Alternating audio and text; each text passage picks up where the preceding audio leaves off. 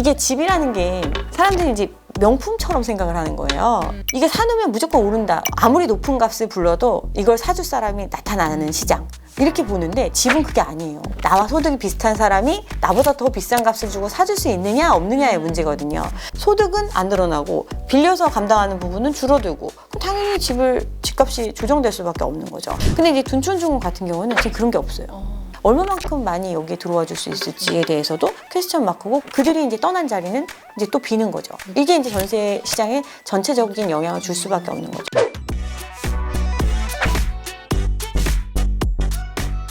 주택 공급 감소가 집값을 회복시킬 것이다. 이런 시각은 어떻게 보세요? 이제 주택 공급 부분에 있어서는 이제 기본적으로는 신축에 대한 공급을 기준해서 이제 주택 공급을 이야기를 합니다. 그러면 이제 주택 공급이 감소된다라는 거는 지금의 어떤 PF 시장의 문제들 그리고 이제 재건축 사업들이 이제 좀 좌초를 하는 이런 경우들이 생기다 보니까 향후 이제 공급이 좀 부족해질 것이다. 이런 생각들 그렇기 때문에 시장이 수요는 여전한데 공급 신축에 대한 수요는 여전한데 공급에 대해서는 불확실성이 생기니까 더 이제 집값이 다시 오르지 않을까 이런 기대감을 갖고 있는데 제가 항상 강조드리는 게 주택의 공급은 신축의 공급만 있는 게 아니라 기축의 공급도 있습니다. 기존에 이미 공급된 주택들 이걸 소유하고 있는 사람들은 기존에는 시장의 수요였다면 지금 집을 가지고 있는 상태인 경우에는 언제든 공급자의 입장으로 돌아설 수 있는 이런 구조이기 때문에 기축의 공급 부분도 항상 고려를 해야 되는 거거든요. 그럼 기축을 보유하고 있는 사람들이 그럼 지금 어떤 상황인가를 고려를 해보면 기축을 보유하는 형태, 자기가 실제로 거주하기 위해서 보유하는 사람들이 있을 거고 또 집값이 계속 오를 거다라는 기대감에 전세를 끼고 매입을 한다든가 이런 식으로 이제 여러 채 투자하신 분들도 있는데 이런 분들이 대부분 레버리지를 활용해가지고 지금 소유하고 있는 형태이고 그런 사람들이 고금리의 상황 또 그다음에 어떤 대출의 조건이 변경되면서 예전에는 자신의 소득이나 이런 것들을 보지 않고 돈을 빌려주는 구조였다면 앞으로는 그렇지 않은 구조다 보니까 이런 부분들에 있어서 압박을 받을 수밖에 없고 그런 부분들이 공급으로 다시 나올 수밖에 없는 구조거든요. 그게 실제적으로 이제 지금 매물이 쌓이는 형태로 나타나고 있는 거고요. 그렇기 때문에 주택 공급, 신축 주택 공급이 감소한다고 해서 집값이 다시 과거의 어떤 최고점을 찍었던 것만큼 바로 회복할 수 있을 것이다. 이런 게 조금 어려울 거라고 생각을 합니다. 네. 서울 이제 중위소득 가구가 보유한 이제 자산과 뭐 소득으로 대출을 끼고 살 수 있는 아파트가 100채 중 6채밖에 안 된다는 기사가 있더라고요. 이제 이 중위소득 가구가 중위 가격의 아파트를 구입하면 소득의 이제 40%가 주담대 원리금 상환에 들어간다라는 분석도 나왔는데요. 요거 좀 어떻게 해석하면 좋을까요? 그러니까 그만큼 집을 사줄 사람이 돈이 없는 거죠. 그러니까 기본적으로 100채 중에 6채밖에 우리가 실질적인 소득으로는 감당할 수 있는 수준의 가격을 보이고 있다. 그만큼 나머지 94채는 사람들이 살 수 없는 가격에 난 이 가격에 팔 수 있을 거다라고 기대하면서 유지하고 있는 형태인 거죠. 근데 아까도 말씀드렸다시피 유지를 할 수 있는 사람이 충분히 유지하고 버텨낼 수 있는 능력이 있다면 그 가격이 유지될 수 있겠지만 그렇지 않은 환경이기 때문에 이제 가격 조정이 이루어지는 거고 급한 사람들은 지금 본인이 생각했던 것보다 현저하게 금액을 낮춰야만 시장에서 환가가 가능한 형태 이렇게 보시면 될 것 같습니다. 그러니까 결국은 이게 집이라는 게 사람들이 이제 명품처럼 생각을 하는 거예요. 그러니까 뭐 정말 희소한 물건, 정말 이거가 어떤 부의 상징, 어디에 살면 어떤 이게 약간 계급화 뭐 이렇게 생각을 하는데 결국 집은 누군가 살아줘야 의미가 있는 물건이잖아요. 그러니까 이게 사놓으면 무조건 오른다. 정말 희소성 때문에 그리고 아무리 높은 값을 불러도 이걸 사줄 사람이 나타나는 시장. 이렇게 보는데 집은 그게 아니에요. 그냥 나랑 똑같은 사람이 나와 소득이 비슷한 사람이 나보다 더 비싼 값을 주고 사줄 수 있느냐 없느냐의 문제거든요. 근데 나랑 소득이 비슷한 사람이 갑자기 소득이 늘어나는 상황? 그거는 어렵잖아요. 우리나라 경제 구조상. 그러면 나만큼 내가 과거에 돈을 빌렸던 것처럼 시장에서 돈을 빌릴 수 있는 구조냐, 더 많이 빌릴 수 있느냐를 봐야 되는데 더 많이 빌릴 수 없는 상황이거든요. 과거는 소득도 안 보고 돈을 빌려줬었는데 이제 소득을 보고 빌려줘. 과거에는 싸게 빌려줬었는데 지금은 비싸게 빌려줘. 그러면 나와 비슷한 사람들이 돈을 빌릴 수 있는 그 규모 자체가 줄어들 수밖에 없는 거예요. 그럼 집값을 전체적으로 봤을 때 내가 소득으로 감당하는 부분 플러스 빌려서 감당하는 부분인데 소득은 안 늘어나고 빌려서 감당하는 부분은 줄어들고 그럼 당연히 집값이 조정될 수밖에 없는 거죠. 네. 여기서 구독자 질문 또 한번 드려볼게요.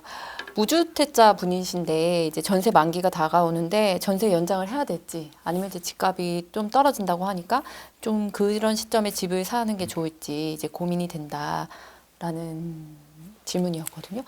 저도 이게 최근에 좀 이런 쪽에 관심이 많아서 여기저기 좀 여쭤봤는데 월세를 살라고 권유해 주시는 분들도 계시더라고요.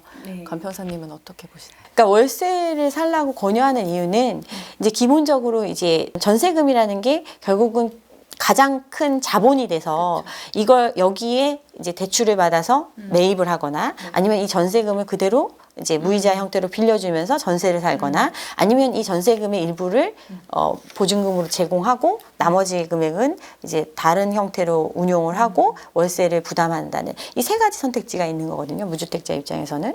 그런데 지금과 같이 금리가 이제 안정적이고 조금 올라가는 시장 또 어떤 다른 대체적인 투자의 대상들이 있는 시장에서 지금 자본을 활용할 수 있는 내가 활용할 수 있는 자본이잖아요. 그러다 보니까 전세금의 규모를 줄이고 월세를 하더라도 충분히 이익을 볼 수 있다면 월세를 사는 게 더 이득인 거고 전세 같은 경우는 내가 오롯이 이 전세 값을 이제 지불하고 나중에 어떤 정말 최악의 상황 이게 뭐 경매가 들어간다든가 이 자금을 돌려받지 못하는 상황이 됐을 때 그 가격에 내가 이 집을 사도 좋겠다라는 판단이 되는 지역에는 전세를 사는 게 맞겠죠. 그러니까 내가 이 지역을 계속 수요하고 싶고 그런데 이게 집값이 아무리 많이 떨어져도 내가 이 전세금 정도만 내고서는 이 집을 매입하는 것 정도는 내가 감당할 수 있어. 이렇게 생각하시는 분들은 전세를 살아도 되는 거죠.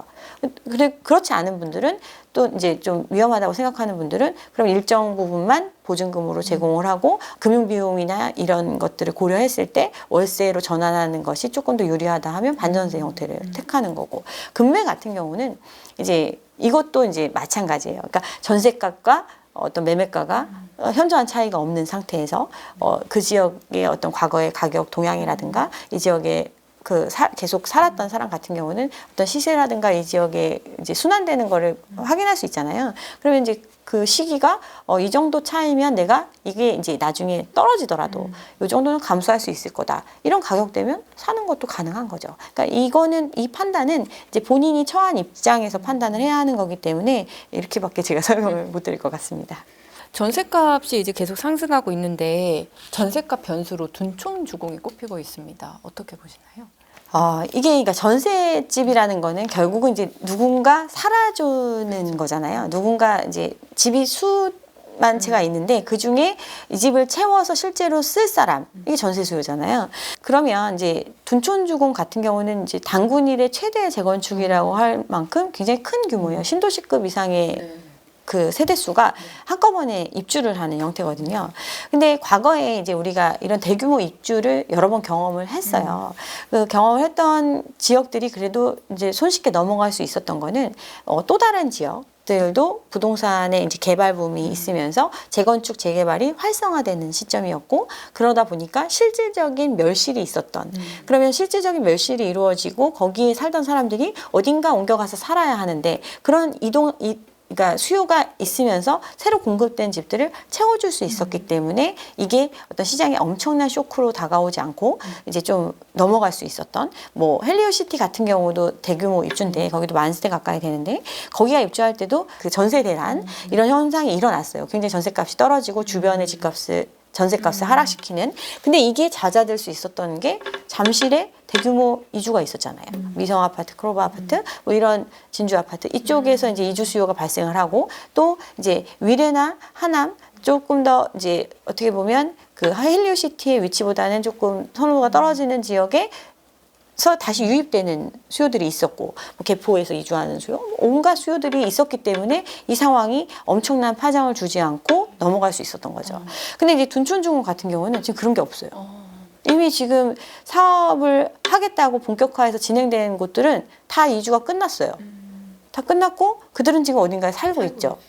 근데 그들이 이제 이 둔촌주공이 입주하면서 여기에 올 수 그러니까 유입될 수 있는 어떤 유인책이 있어야 되는데 그게 없는 거예요. 근데 이 둔촌주공을 분양받은 사람들을 생각을 해보면 실수요자에게 분양하는 청약을 했을 때 미달이 됐죠. 네. 왜냐하면 주변 시세보다 높은 금액에 분양하려고 했으니까. 그런데 이 물량을 다 팔 수 있었던 거는 줍줍이라는 형태를 통해서 전국 단위로 이 물건을 사라고 했고, 또 이게 연말되면 전매 제한도 풀리고 바로 이제 매도할 수 있을 거다. 이런 기대감으로 투자의 개념에서 들어오신 분들이 많단 말이에요.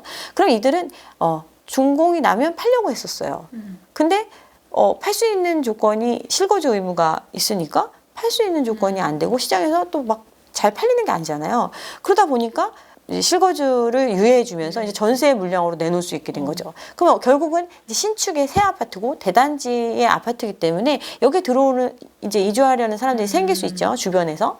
그러면 그 기존에 살던 집들은 비게 되는 거잖아요. 그 많은 물량이 들어오고 거기에 이제 새로운 수요들을 끌어들이면 그 수요들이 나간 지역들은 그만큼 영향을 받을 수밖에 없는 거죠. 그리고 이제 개포 같은 경우도 이제 규모는 이제 둔촌주공보다 작지만 입주를 하고 있잖아요. 이미 대규모 입주들이 순차적으로 계속 되고 있는 시장이기 때문에 얼마만큼 많이 여기에 들어와 줄 수 있을지에 대해서도 퀘스천 마크고, 그렇지만 신축이고 뭐 이러니까 채워진다. 지금 되게 전셋값이 또 낮은 수준으로 내려오고 있으니까 채워주는 수요가 생길 거고, 그렇지만 그들이 이제 떠난 자리는 이제 또 비는 거죠. 이게 이제 전세 시장에 전체적인 영향을 줄 수밖에 없는 거죠.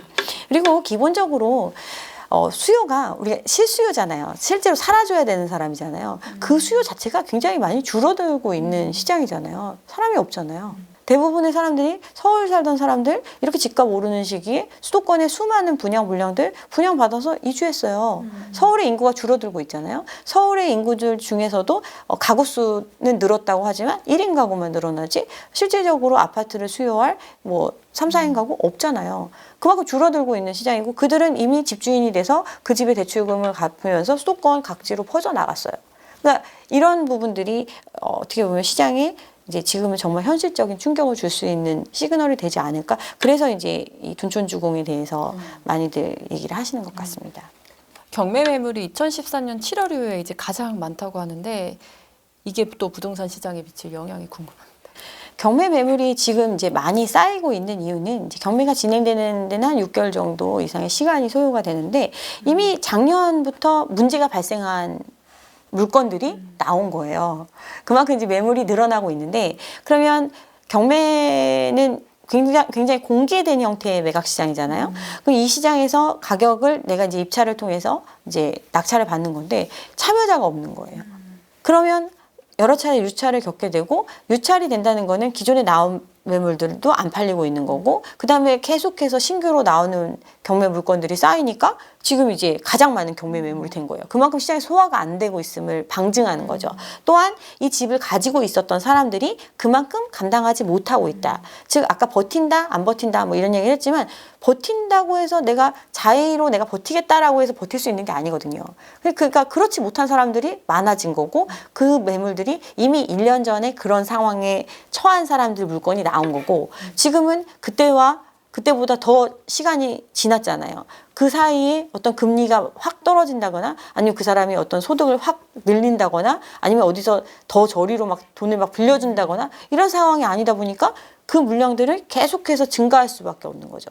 근데 사주는 사람은 없으니까 매물이 계속 쌓이는 거고, 이게 결국은 공개된 시장에서 매각되는 금액이 이 정도 수준이다. 그러면 실질적으로 매각이 안 되고 있는, 호가만 있는 시장에서 영향을 줄 수밖에 없는 거죠. 팔린 금액이 이 금액이니까 실제로 금매로, 정말 초저금매로 팔려면 그 가격이 내려갈 수밖에 없는 거죠. 올해 분양 시장에 대한 전망 한번 부탁드릴게요. 그러니까 지금 이제 분양 시장이 다시 이제 분양 물건들이 막 나오고 있어요. 이 나오고 있는 게 왜 나오고 있는지를 생각을 해야 돼요. 왜 분양이 미뤄졌다가 이제 나오는지. 분양이 미뤄졌다가 나오는 이유는 계속해서 버틸 수 없기 때문에 분양을 하는 거예요. 그러니까 더 이상 미룰 수가 없는 거죠. 아까 사업을 할 때 공사를 이미 이제 진행을 하는 시점이고 이 얘기는 이미 실질적인 비용들이 투입되기 시작을 했다는 거예요. 계속 비용은 투입이 되고 비용을 빌려서 투입을 했는데 그 이자는 계속해서 늘어나잖아요. 그럼 계속해서 비용이 쌓이는 구조이기 때문에 이 자금을 회수해서 일부를 상환하는 걸 빨리 하지 않으면 더 이상 버티기가 힘든 거예요. 그렇기 때문에 이제 분양 물량으로 이제 미뤄뒀던 분양 물량들을 내놓고 있는 거거든요. 시장에서 완전하게 잘 소화될 수 있으면 빨리빨리 팔릴 수 있을 거라고 생각하면 벌써 팔았겠죠, 진작에. 근데 시기가 좋아질 걸 기대하면서 또는 어떤 내부적인 상황이 정리가 안 되기 때문에 분양을 안 하고 있다가 이제 마지막 상황이 왔기 때문에 분양 물량으로 이제 내놓을 수밖에 없는 거예요. 그래서 요즘 많이 나오는 게 분양가 상한제 적용된 아파트들 같은 경우는 뭐 경쟁률도 높고 사람들이 관심이 많다 뭐 이런 얘기들이 계속 나오지만 결과적으로 이제 다 까놓고 보면 그렇게 뭐 수십 대 1의 경쟁률을 보였다는 곳조차 미약이 나오는 형태거든요. 그만큼 자금 조달이 힘든 상황이고 수분양자라고 해서 돈을 막 어디서 갖고 올 수 있는 구조가 아닌 거예요. 그러니까 사줄 사람도 돈이 없고 파는 사람도 돈이 없는 시장. 이런 시장이기 때문에 분양시장 자체가 이제 이럴 수는 있겠죠. 시장에서 정말 사람들이 그 시점에 봤을 때 현저히 싸다고 느껴지는 아파트 같은 경우는 청약이나 어떤 계약으로 이어지는 확률이 높겠죠. 그러니까 그런 이제 양극화 현상이 벌어질 수밖에 없다 이렇게 생각을 합니다. 청약 시장은 조금 어떻게 바라보고 계세요? 그 청약이라는 게 저는 이제 예전부터 이제 제가 부동산 관련 일을 하면서 가장 어떻게 보면 부동산 시장의 엔트리 같은 개념이 청약이라고 생각을 하거든요. 왜냐하면 이 청약이라는 거가 굉장히 당첨 확률도 낮고 어떻게 보면 분양가 자체가 일반적인 것보다 더 세 거라는 개념 뭐 이런 것 때문에 좀 비싸게 분양하는 형태 그리고 어떤 기존에 이미 이제 자리 잡고 있는 아파트들보다는 위치적으로 조금 또 안 좋은 지역일 수도 있고 뭐 이런 부분들이 있기 때문에 이게 엄청난 이제 이익을 줄 수 있는 구조는 아니었거든요. 그래서 뭐 예전에 막 이제 건설사 이런 경우 미분양 나고 이러면 그 다니시는 분들한테 막 분양해주고 막 이런 형태로 물건을 처리하고 막 이랬었는데 요즘 시장 같은 경우는 분양을 받으면 분상제가 적용이 됐기 때문에 굉장히 싼 가격에 분양을 받은 거고 나중에 이제 2, 3년이 지나가고 난 다음에는 그만큼의 이익을 볼 수 있다 또는 유지할 수 있는 조건이 된다. 뭐 전세로 이 자금을 다 메꾸고 계속 유지를 할 수 있는 조건이 된다라는 그런 기대감이 되게 컸던 시장이기 때문에 사람들이 자금 조달에 대한 부분을 걱정하지 않고 이제 분양을 받았었는데 지금은 이제 이 자금 조달에 대한 부분을 충분히 고민해야 되는 시장이기 때문에 좀 더 신중하게 실질적인 수요자 입장에서는 좀 더 신중하게 참여하게 되고 그리고 경쟁률은 높게 나타날 수 있으나 실질적으로 계약으로 이루어지는 확률이 낮아진다. 이유는 이 청약이라는 게 아까 또 당첨 확률이 굉장히 낮다 했잖아요. 그렇기 때문에 일단 대면 생각해보자. 이런 마인드가 많고 근데 예전에는 무조건 다 넣고 대면하자 이렇게 생각했다면 지금은 조금이라도 메리트이 있다라고 판단되는 물건에만 그런 수요가 생기고 그렇지만 실질적으로 계약까지 이어지기에는 현실적인 부분들이 많이 이제 제약이 있다 이렇게 생각을 합니다. 역전세와 전세난이라는 얘기가 이제 동시에 나오는 이유는 뭘로 봐야 될까요? 기본적으로 이제 역전세라는 거는 이제 내가 기존에 전세를 냈던 것보다 현재 갱신한 시점에 전세 가격이 떨어지는 현상. 이게 역전세잖아요. 그리고 이제 전세난이라는 거는 집을 구하려는 사람은 많은데 이제 매물이 없는 경우, 뭐 이런 경우, 그래서 이제 전세값이 계속 오르는 형태, 이런 경우가 이제 전세난인데, 국지적인 현상으로 이제 전세난이 벌어지는 곳이 있을 수도 있겠죠. 그렇지만 전반적인 시장은 역전세가 맞다. 왜냐하면 그 임대차 3법이나 이런 어떤 이슈 때문에 과거에 이제 전세를 끼고 갭 투자로 들어온 사람들이 굉장히 많은 시장이잖아요. 그런 사람들이 많은 시장에서 이렇게 막혀있던 물량이 시장에 이제 다시 들어오고 있고 또 여기에 새로 공급된 신축 아파트들이 그러니까 절대적인 숫자가 늘어나는 시장이거든요. 그러면 거기에 살아줄 사람은 정해져 있는데 한정되어 있는데 여기에 이제 공급된 집은 훨씬 더 많은 형태이기 때문에 역전세가 굉장히 많이 발생을 했고 실질적으로 이제 조정이 된 거죠. 근데 이제 전세를 사는 사람 입장에서는 이제 본인 기준으로 판단한다고 말씀드렸잖아요. 뭐 이사 비용, 그 다음에 대출에 대한 부분 이런 부분들을 고려했을 때 옮기는 것과 일부를 올려주는 것 그리고 일부를 올려주는 게 이제 돌려받을 수 있는 뭐 이제 전세 보증 보험을 가입하는 조건으로 뭐 금액을 얼마큼 높여서 하는 경우도 있고 뭐 여러 형태가 있거든요. 그러다 보니까 이제 그 수요가 엄청 많이 몰려 있는 지역들, 꾸준한 수요가 있는 지역들 같은 경우는 일부 반등이 나타날 수도 있었던 거죠. 원래 살던 데에 계속 사는 게 더 편하다고 생각하는 사람들, 또 그 비용이 감당 가능한 수준 레인지 안에 있다면 당연히 이제 구하려고 하니까 이제 이런 부분들이 있는데 전반적으로 전세가 이제 공급이 안 될 수 있는 환경이 아니잖아요. 그러니까 분양이 많았고 입주가 지금 많고 입주 물량을 소화하려면 누군가 이제 그러니까 전세로 살아줘야 이 잔금을 치를 수 있는 구조다 보니까 계속 물량이 들어오고 있거든요. 그럼 신축 아파트와 이제 상대적으로 경쟁적 우위 관계나 열의 관계를 봤을 때 전세값들이 조정되는 현상이 벌어지고 있는 시장이라고 볼 수 있습니다. 네. 한국 부동산이 이제 일본을 따라갈 것이라는 이제 전망에 대해서는 어떻게 생각하실까요? 일본이 이제 그 부동산에 대한 어떤 생각이 우리나라 과거에는 우리나라와 굉장히 비슷했다고 볼 수 있어요. 부동산을 사면 계속해서 집값이 오를 거다라는 이런 기대감에 과열기, 버블을 겪었고 그게 이제 분기가 되면서 이제 어떻게 보면 잃어버린 몇십 년을 겪는 이런 형태로 갔는데 이 과정에서 어떤 자산의 형태의 변화가 일어납니다. 그러니까 예전에 일본 같은 경우도 비금융 자산, 즉 부동산에 대한 선호도가 되게 높은 시장이었는데 이 잃어버린 시간을 겪으면서 이제 어떻게 보면 금융과 비금융의 비율이 선진국형으로 미국과 비슷한 형태로 이제 흘러갔잖아요. 근데 우리나라도 어떻게 보면 이제 이 믿음 자체가 조금 흔들릴 수 있는 그 초입에 있지 않나 저는 그렇게 생각을 합니다.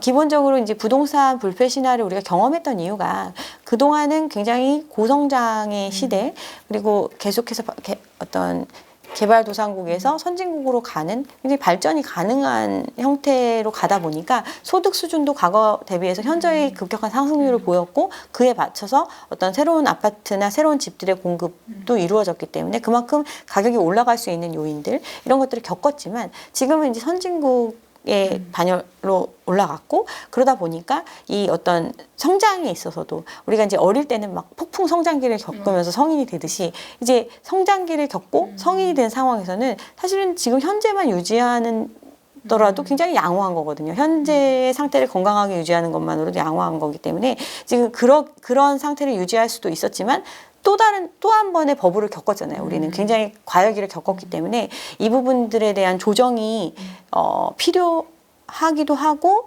현실적으로 이제 일어날 수밖에 없는 상황이다 보니까 그 상황이 그러니까 정상화, 건전화되는 과정을 거치는 게 얼마의 시간이 걸릴지는 사실은 빨리 단기간에 조정이 되면 뭐 다시 이제 반등할 수도 있겠지만 그 과정이 이제 순탄치가 않으면 좀 더 긴 시간을 겪지 않을까. 저는 개인적으로는 일본과 비슷한 상황으로 가지 않을까 이렇게 생각을 합니다. 네. 부동산 시장에서 이제 기회를 잡으려면 그럼 어떻게 좀 준비를 하면 될까요? 어떤 시장의 변화하는 상황에서 버텨낼 수 있으려면 본인의 체력이 되게 중요하거든요. 그게 결국은 자본입니다. 그러니까 기본적으로 내가 남의 자본을 많이 활용을 하는 형태면 시장이 안 좋아졌을 때 그걸 감당하기가 힘들어요. 근데 우리나라 같은 경우 지금까지 이제 부동산 시장에 참여했던 세대들, 이 과열을 이끌었던 세대들 같은 경우는 충분한 자본 축적의 시간을 거치지 않은 채 최대한의 레버리지를 활용해서 시장에 참여했기 때문에 지금 문제가 되는 거거든요. 그래서 시장에서 기회를 잡으려면 기본적으로 내가 지금 소비를 줄이고 어떤 자본으로 활용할 수 있는 자금을 축적하는 과정, 이게 1차적이라고 생각을 합니다. 마지막 이제 질문입니다. 올해 부동산 시장 참여자를 위해 감평사님이 조언을 해주신다면? 시장에서 반등을 이야기하고 또 주변에서 이제 지금 정도면 괜찮지 않을까 뭐 이런 얘기들 많이 하실 건데 지금의 상황이 내가 감당할 수 있고 지금보다 상황이 안 좋아지더라도 후회하지 않을 자신이 있다면 참여하셔도 좋습니다. 그렇지만 대부분 그렇지 않을 거기 때문에 조금 더 시장을 관망하고 어떻게 보면 본격화되는 시점 그 상황을 좀 지켜보고 시장을 참여하셔도 된다고 생각을 합니다. 네, 오늘 말씀 감사합니다. 네, 감사합니다.